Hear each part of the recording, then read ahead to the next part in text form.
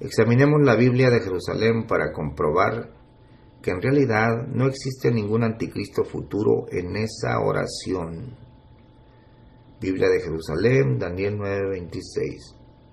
Y el pueblo de un príncipe que vendrá con su ejército destruirá la ciudad y el santuario. En la Biblia de Jerusalén, el príncipe viene junto con su ejército. ¿Acaso no es obvio? Ningún ejército llega sin su caudillo. La historia corrobora que Jerusalén y el templo fueron ya destruidos por el pueblo del príncipe que lideraba su reconquista en el año 70 de nuestra era.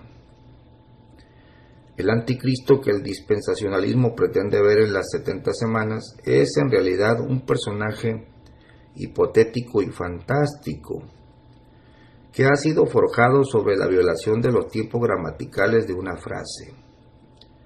Este tipo de interpretaciones evidentemente son forzadas.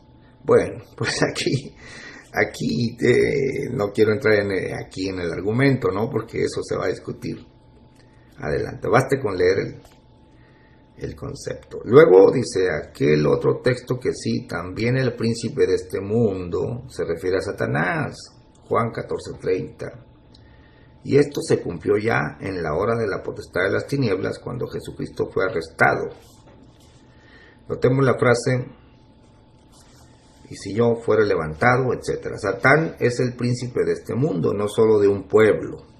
O sea que no tienen relación las dos citas, ¿no? Si no se respetan las frases bíblicas, sus tiempos gramaticales y los conceptos, se edifica sobre la fantasía. Subtítulo: El destructor de Jerusalén es un personaje secundario. Daniel 9:26 nos indica que el Mesías moriría dentro de la semana 70, es decir, después de la 69, y que las consecuencias de su rechazo y su muerte sería la destrucción de la ciudad santa y el templo.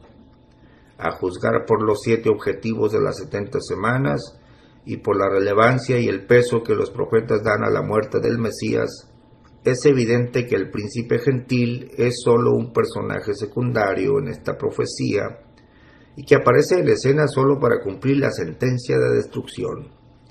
Se lo menciona más adelante como el desolador y es descrito claramente como un guerrero destructor que cumple la sentencia de destrucción. En otras palabras, el trabajo del príncipe gentil en las 70 semanas era el de hacer guerra y destruir la ciudad santa y el santuario, y lograría su obra de forma triunfal hasta terminarla. La parte que quizá Rodrigo quiere escuchar es la siguiente. El Mesías príncipe confirma el pacto a muchos. Daniel 9:27. Y en otra semana confirmará el pacto a muchos. Y a la mitad de la semana hará cesar el sacrificio y la ofrenda. Después con la muchedumbre de las abominaciones será el desolar, y esto hasta una entera consumación, y derramarase la ya determinada sobre el pueblo asolado. Este verso ha sido motivo de mucha controversia entre los estudiantes y maestros de profecía bíblica. La cuestión básica de la controversia ¿es el Mesías príncipe quien confirma el pacto a muchos y hace cesar el sacrificio y la ofrenda del sistema mosaico, o es el príncipe gentil? Si nosotros estamos seguros cuál es el propósito divino en esta profecía, es imposible equivocar el camino. Sin duda alguna, el principal protagonista, el que cumple con los 7 objetivos de las 70 semanas, por la unción sacerdotal que está sobre él, es el Mesías príncipe. ¿Y cuál es, en concreto, el evento central en las 70 semanas? Es la muerte del Mesías para hacer posible los 7 objetivos enumerados ya: la expiación del pecado, la iniquidad, etc. Y ya sabemos que, aún en sentido general, El punto álgido o el clímax de la profecía bíblica es precisamente la muerte de Cristo. Que la muerte de Cristo en la cruz del Calvario sea el clímax de la historia y de la profecía bíblica es un punto prácticamente indiscutible y muy digno de repasarse. Bueno, ahí ya cito Efesios 1:9 al 11, etcétera. Vayamos al punto, ¿no? Acá más adelantito el tema es el Mesías y su obra. Preciosos estudiantes de profecía bíblica, ¿de dónde la osadía para asignarle mayor relevancia en Daniel 9:27 al príncipe gentil, destructor de la ciudad y del templo, antes que al Mesías príncipe y su trascendental obra de expiación de los pecados de los hombres? El tema de las 70 semanas es el Mesías y la expiación, y en Daniel 9:27 se continúa con el mismo punto. Más aún, Gabriel concluye el tema magistralmente explicando la naturaleza y el alcance del pacto de la redención. Este pacto será confirmado a muchos con la mismísima sangre del Mesías sacrificado.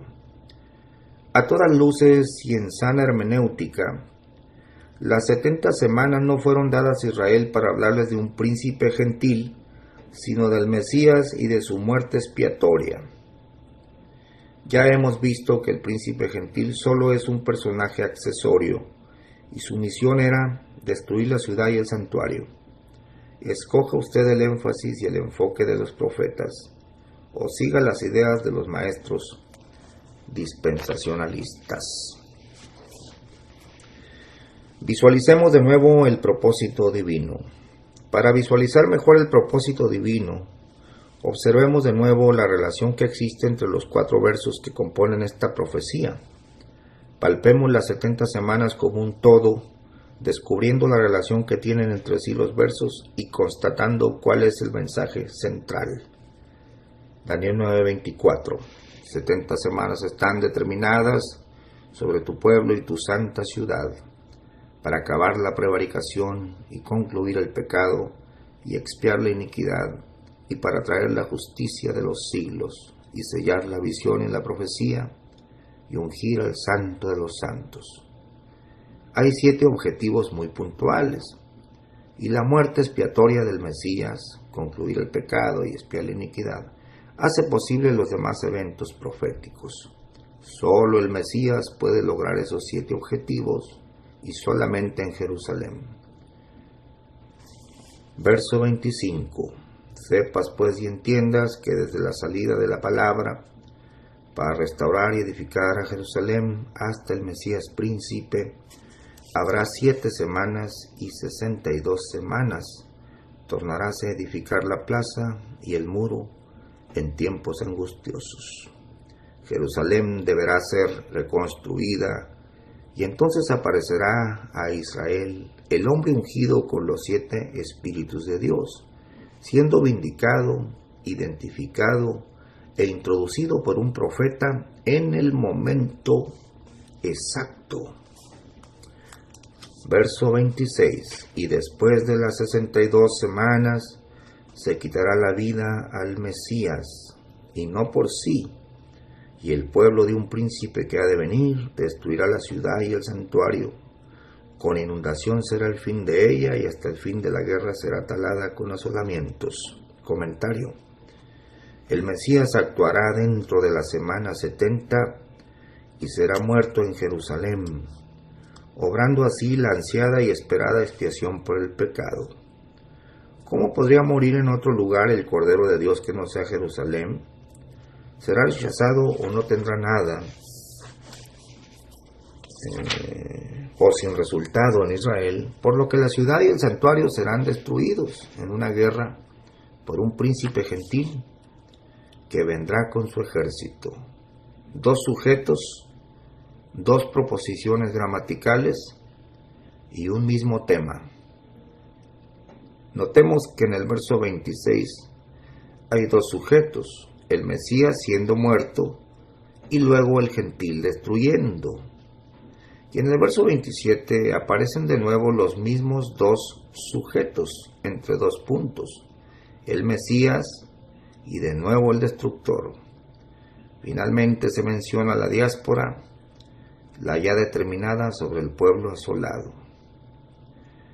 Verso 26, se quitará la vida al Mesías y no por sí, y el pueblo de un príncipe que ha de venir destruirá la ciudad y el santuario. Verso 27, hará cesar el sacrificio y la ofrenda, después con la muchedumbre de las abominaciones será el desolar. Observe bien estos dos versos.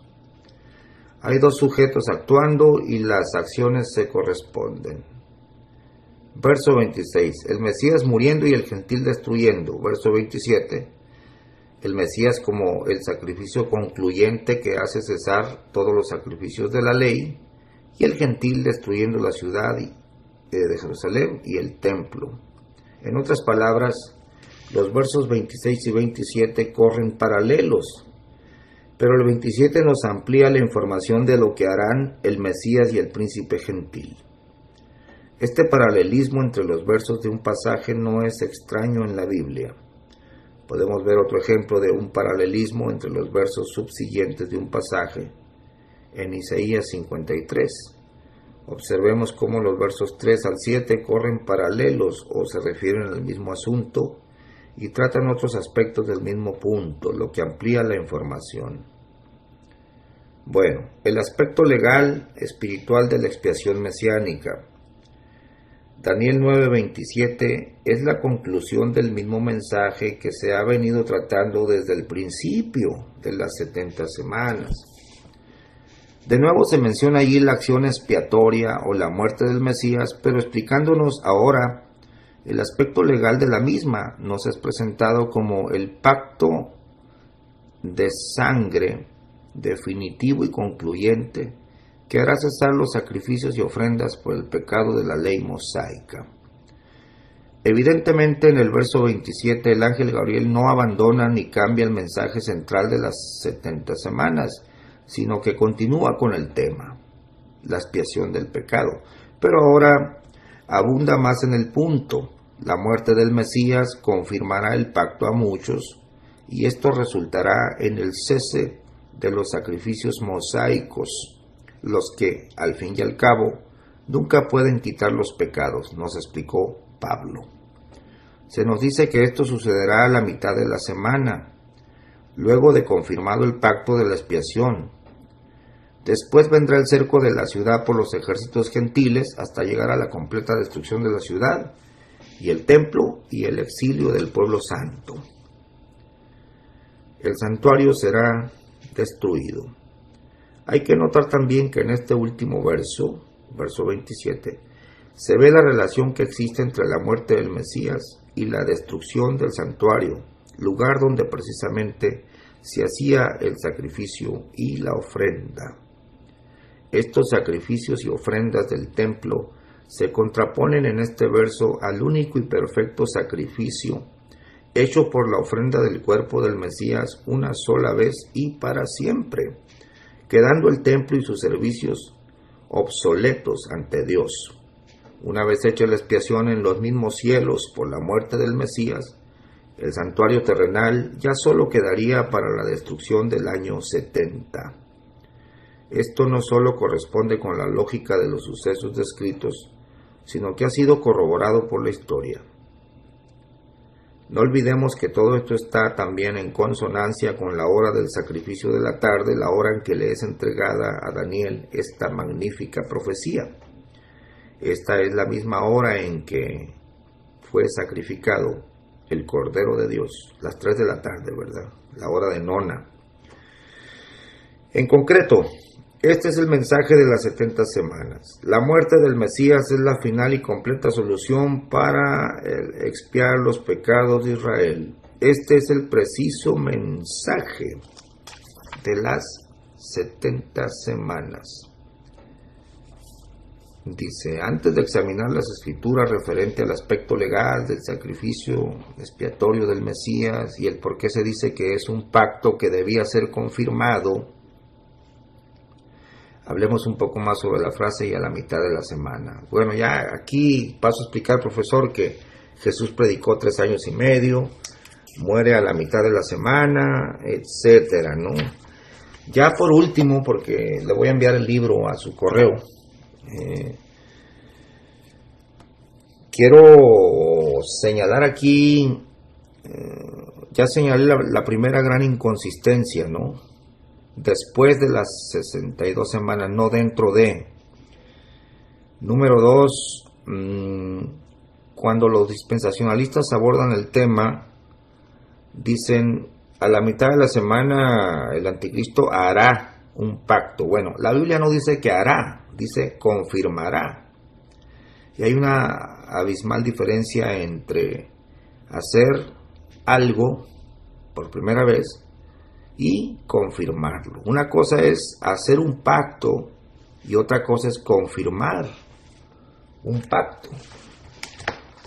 Aún la versión de Jerusalén, que para mí es una de las más respetables, no dice que hará, sino sellará.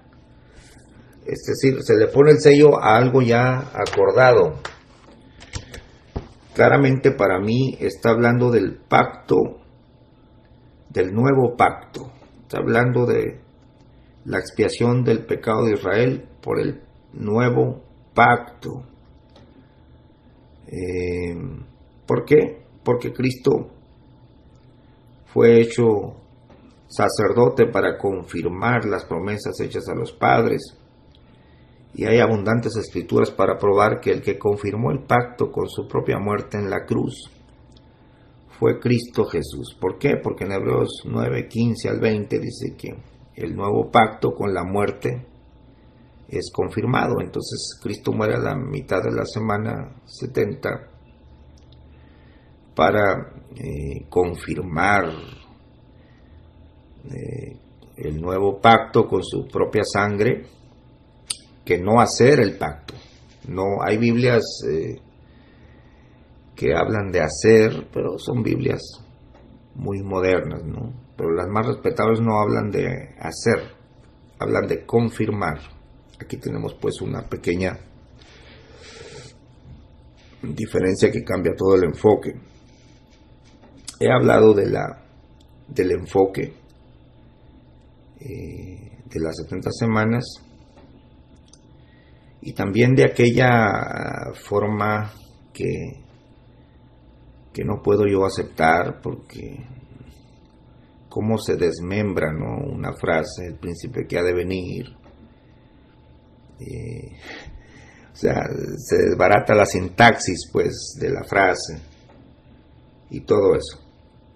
En concreto, Jesús es presentado por un profeta dentro de la semana 69, predica y hace milagros y señales 3 años y medio, asiste a 3 Pascuas. A los 3 años y medio muere en la cruz, y ahí, cuando muere en la cruz, empieza el tiempo de gracia. Por muchas razones que voy a explicar pues en el intercambio poco a poco. Porque la gracia empieza con Jesús, con la muerte de Jesús. No empieza con su presentación por Juan, sino exactamente a la mitad de la semana, cuando hace cesar, quita lo primero, dice el libro de Hebreos, para establecer lo postrero. Y ahí cesan, se rasga el templo, pues el velo del templo, y Jesús penetra los cielos con su sangre. Ahí cesa el sacrificio y la ofrenda ante Dios, porque por una sola, dice la Biblia, una sola ofrenda y concluyente, hace perfectos a los santificados. Ahí corre el tiempo de gracia en el cual vivimos todavía, profesor, y cuando haya terminado el tiempo de gracia, comenzarán a correr los 3 últimos años y medio, que son los únicos que yo veo en el Apocalipsis. Yo nunca veo esa semana, sino veo los últimos 3 años y medio, que también aparecen en Daniel capítulo 12, tiempos y la mitad. Bueno, hasta ahí, disculpe que fui un poquito exhaustivo en la lectura y todo eso, pero básicamente ahí está el concepto, y por supuesto que Hay muchas escrituras para demostrar que el que confirma el pacto a muchos a la mitad de la semana es Cristo Jesús con su muerte y no un anticristo. Muchas gracias, profesor. Seguimos en el intercambio. Último, son dos preguntas. A todo lo que dijo el otro día me nacieron dos preguntas nada más. En realidad van a ser casi porque la exposición que hizo de la semana 70 introdujo preguntas, ¿no? De la exposición por lógica, hay posiciones que se lo hacen así, y creo que hay dos preguntas, y desde acá va el tema. Después que hagan estas dos preguntas a la semana 70, no voy a hacer aclaraciones porque me gustaría dejar una segunda parte para hacer aclaraciones y comentarios antes de irnos a la otra parte que es después de responder las preguntas, ¿no? Primero hacer las preguntas, responder las preguntas, después hacer aclaraciones y comentarios, que es otro ejercicio que vamos a hacer con el mismo tema. Para que no se mezcle tanto, sino se hace un poco enredado el tema de los compartir. Para que dejemos ya eso última etapa, ya el compartir, el ida y vuelta. Dos preguntas solo nacieron. Cuando establece a Daniel en el capítulo 9, en el versículo 26 y el versículo 27, si es el mismo tiempo o son tiempos diferentes a la expresión y por otra semana. Si después de la semana 40, si después de la semana 62, que da por resultado lógico, semana 69, si después de la semana 69 se le quita la vida al Mesías, más no por sí, un príncipe que va a venir y destruir la ciudad de Santario, y se establece por otra semana, otros 7 años, o está mal traducido el versículo 27, o está mal traducido el versículo 26, o nos está sobrando tiempo. Si son 70 semanas nada más y decimos que es un tiempo diferente después de la semana 40, o sea, de las semanas 69, es una pregunta compleja, ¿no? La tengo que hacer compleja por todo lo que implica. Y si otra semana es lo que se establece el tema del pacto, nos está sobrando tiempo. El tiempo entre la semana 69 y la semana 70. Porque se establece que el pacto lo establece por otra semana, diferente a lo que hizo en el versículo 26 después de la semana 40. Si después de la semana 40 hizo algo y después de hacer ese algo, viene la pregunta en el 27 y por otra semana 7 años y un segundo, ya nos sobra un segundo. Pongámosle un segundo, un minuto, 2 o 3 días, o lo que le quedamos con lo que nos está sobrando tiempo. Y la pregunta es, a esa misma pregunta se genera una segunda pregunta. ¿Está mal traducido el capítulo 26 o está mal traducido el capítulo 27? Una de las dos debe ser, o hay otra respuesta que está escondida ahí. Es un poco de comentario, ¿no? O sea, la pregunta que me hizo generó otra pregunta al texto, que no la había visto. Esa es la primera pregunta introducida la semana 70. Cuando a la aclaración del personaje, bueno, no puedo seguir con la otra pregunta, porque si no se resuelve la primera parte, no puedo continuar con la segunda pregunta. Hay que ver primero cómo se resuelve este tema, si está equivocado el versículo 26 o el 27, o hay una explicación que nos aborde para que nos sobre tiempo, ¿no? Esa sería la primera pregunta. Hasta que no se responda a eso no puedo hacer la segunda pregunta porque es hipotética en base a lo que nazca en esta pregunta. Y las otras preguntas le voy a pasar el audio, pastor, porque no encuentro ni los apuntes que hice la otra vuelta ni la libreta. Sí, pero como tengo el audio grabado y lo tengo ahí a mano, voy a repasar el back de audio que le hice el otro día.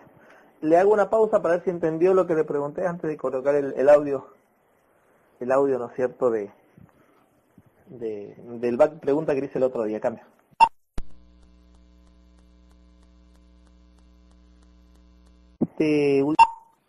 Gracias, profe. Sí, excelente. Le capté perfectamente lo que usted me está preguntando y sí, he luchado con la misma cuestión. Claro que sí. Ya la anoté, ya la entendí. ¿Qué es lo que usted está preguntando? Sí. Muy bien, profesor. El otro día usted planteó las preguntas muy bien y yo no pude grabarlas. Pero si lo tiene ahí, será excelente que lo pase de nuevo y ahorita mismo las grabo. Claro que sí. Y entiendo que depende de lo que yo responda acá, será la tercera, ¿no? O depende de lo que yo responda a esta pregunta de las 30 semanas, ya podrá usted plantear o no la segunda pregunta. Correcto, ya después de este back, profesor, yo todavía no he terminado de formular mis preguntas para usted, pero probablemente mañana, después de la tasa, ya tenga listo el back para usted, porque se me hace más cómodo grabar. Adelante, profesor, estamos aquí a la escucha y vamos. Sí, es muy sano, profesor, es muy sano. Excelente, excelente. Le comparto de que ya resolví el tema de esa pregunta. Es una pregunta que desde mi punto de vista ya la respondí.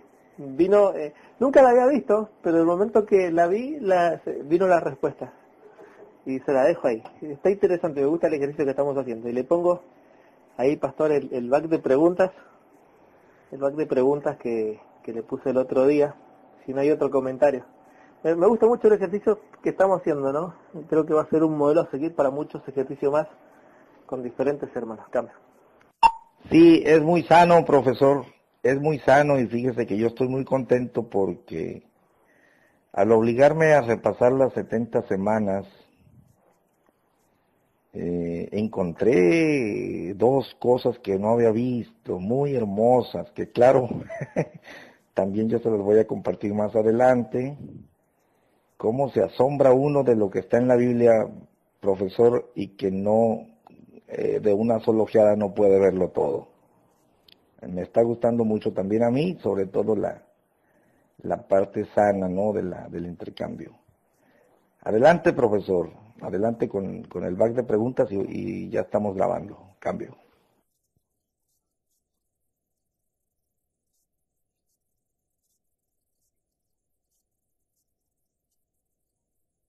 Bueno, ahora sí, estamos listos. Bendiciones, saludos a todos, bienvenidos. Esperen, piso porque ese no es el back de audio. No me voy a sentir limitado. Porque pues tenemos venta, ¿no? Pero ahora lo escucho. Cambio. Profesor, es lo que le iba a decir. Porque... No, quedó mal grabado, se grabó mal el audio. Como no pasa las investigaciones y la verdad es que Profesor, se está cambiando de un archivo a otro. Estoy realizando la grabación de un audio. Esta va a ser parte de los audios del taller que estamos llevando adelante con el pastor Gamaliel. Es una charla, es un foro abierto sobre poder asimilar y comparar el post y el pre-tribulacionismo. Para este caso él está realizando una exposición del tema sobre el post y yo estoy realizando una exposición del tema sobre el pre. Cabe señalar de que ambos somos expositores diferenciados de las escuelas tradicionales. Por lo menos yo me considero un pre-tribulacionista totalmente modificado, reformado. El pastor Gamaliel se considera un post-tribulacionista reformado. El desarrollo de esta charla que estamos desarrollando es o el propósito de los dos tiene más apertura bíblica y poder seguir estudiando y analizando los errores, los puntos débiles y qué cosas ir mediando para unificar ambas doctrinas. Parece una odisea, ¿no? Parece que fueran escuelas tan separadas como era separado el calvinismo del arminianismo, pero en este caso he podido, en mis años que llevo de estudioso de las escrituras como teólogo, he podido mediar y de alguna manera poder unificar, conciliar ambas doctrinas. Este es un trabajo también que se está desarrollando y él hizo una exposición y voy a realizar primero las preguntas a la exposición de él y después algunas preguntas que tengo para el post-tribulacionismo tradicional o estándar, para ver cómo él observa estas preguntas. Bueno, pregunta número 1 a los puestos por el pastor Gamaliel. Necesito saber exactamente cuál es la óptica que se tiene del libro de Apocalipsis, si es un libro al azar o es un libro ordenado. Al azar significa que no tiene cronología, son visiones incorporadas, pero no se atañen a una cronología escatológica, o sí se atañe a una cronología escatológica, que hay un orden y en ese orden no se puede alterar. Esa sería la primera pregunta que necesito saber. La segunda pregunta que necesito saber es si hoy se consideran que hay personas en el cielo, ¿sí? Personas que ya hayan resucitado y se encuentran en el cielo. Esa es la segunda pregunta que necesito saber, si se encuentran hoy personas en el cielo. Y esa sería la segunda pregunta importante. Son preguntas puntuales, ¿no? Esto es como para saber y tener algunas ideas de cómo se entiende el tema de algunas resurrecciones que ya han ocurrido.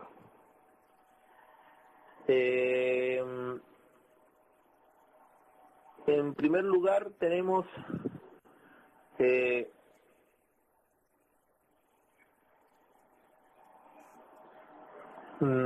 estoy de acuerdo, este es un comentario más que una pregunta, ¿no? Que lo voy a dejar. Estoy de acuerdo de que no existe un argumento o una enseñanza que apunte a que la iglesia pase por la gran tribulación. No hay enseñanzas puntuales, como hay otras tantas enseñanzas puntuales que no hacen énfasis. Toda el área de la teología que se ha desarrollado, por ejemplo, no tenemos un texto donde enseñe la deidad del Padre, y la deidad del Hijo, se habla. Tampoco tenemos un texto donde se hable de la persona del Espíritu Santo, donde se quiere enseñar puntualmente sobre todo el Espíritu Santo. Tampoco tenemos una enseñanza, ¿no es cierto?, puntuales que hablen sobre los conceptos de Trinidad. No hay enseñanzas de ese tipo, pero la Biblia, aunque no hable puntualmente de tales enseñanzas, podemos entender y podemos comprender estas enseñanzas que están alojadas en la Biblia, y la Biblia explica y enseña indirectamente todas estas cosas. Hay enseñanzas directas y enseñanzas indirectas. ¿Cuáles son las enseñanzas directas? Enseñanza directa es lo que un texto aborda claramente, y la enseñanza directa es algo que el texto no aborda directamente, pero sí queda explícito y queda enseñado de acuerdo a las Escrituras. Más que una tendencia, son enseñanzas secundarias, ¿no? Como segunda pregunta, bueno, eso es un segundo comentario, ¿no?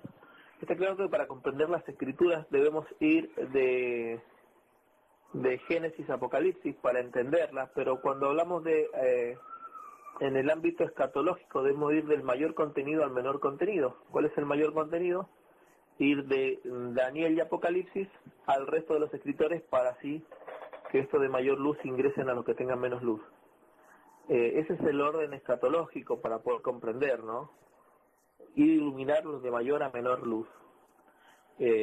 Por ejemplos claros, ¿no? Creo que concebimos de que se debe tener este patrón a seguir. Por ejemplo, si hablamos en conceptos del cuerpo, alma y espíritu, el Antiguo Testamento no es claro con el tema.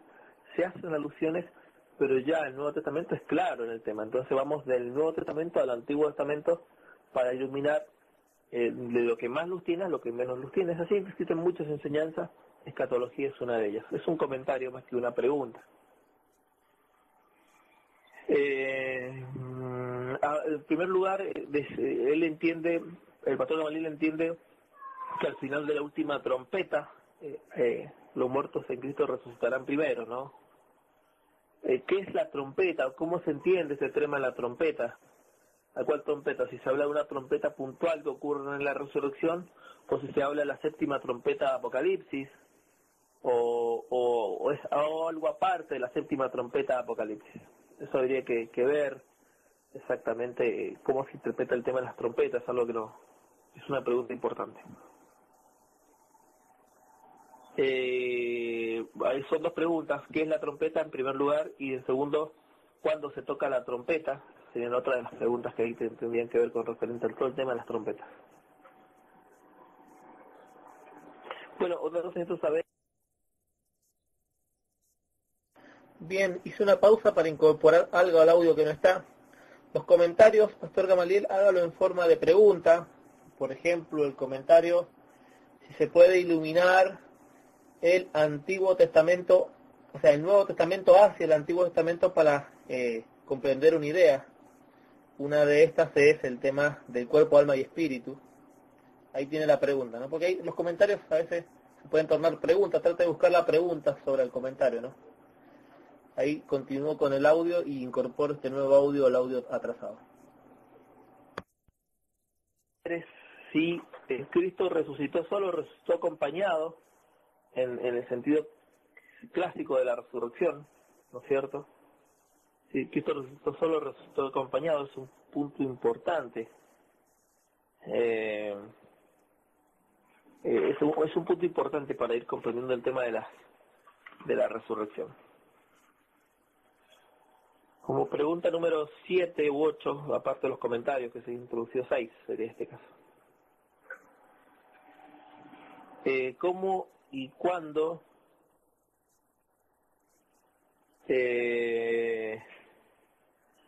déjeme un segundo.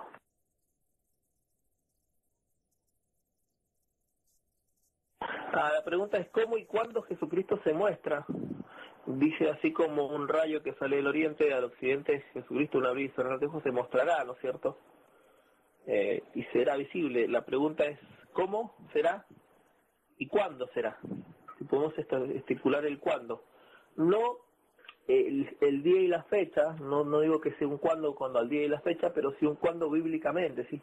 ¿En qué parte de la Biblia podemos encontrar el cómo y cuándo Jesucristo aparecerá visible? Sería algo importante saber si se ha considerado eso. Pregunta número 7.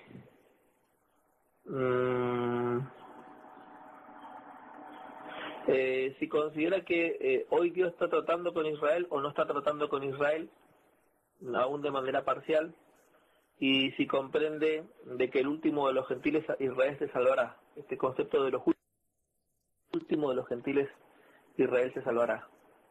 Quiero saber si comprende de que es todo Israel o es una parte de Israel. ¿Por qué digo todo y una parte? En la exposición que hice, hablaba de Romanos capítulo 11, donde no dice que toda Israel, sino algunas ramas de Israel han sido desgajadas. ¿Cómo comprende ese texto? Si son todos los israelitas o son solamente una parte. Es una pregunta importante para ir comprendiendo ahí y aclarando algunas ópticas. La pregunta 8. Bueno, es un comentario el 8 más que nada que una pregunta. Es el tema de la postura dispensacionalista.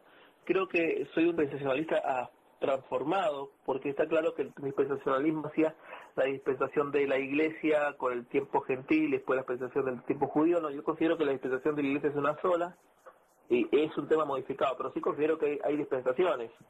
Las dispensaciones están claramente divididas en las escrituras: inocencia, conciencia, ley, gracia, y bueno, todas las dispensaciones, no recuerdo, son 10 dispensaciones, algunos llevan 11, otros 8, pero en fin, independientemente de las subdivisiones, creo que sí está dividida por dispensaciones los tiempos, de manera cronológica.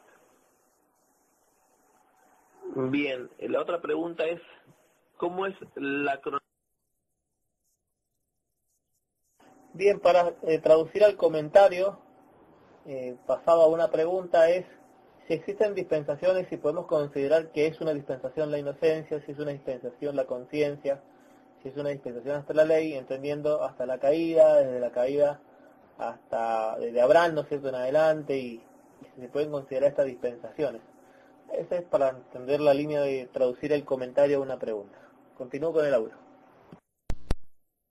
Cronología de la resurrección, ¿sí? ¿Qué viene primero? La cronología de la resurrección y después qué seguiría la resurrección.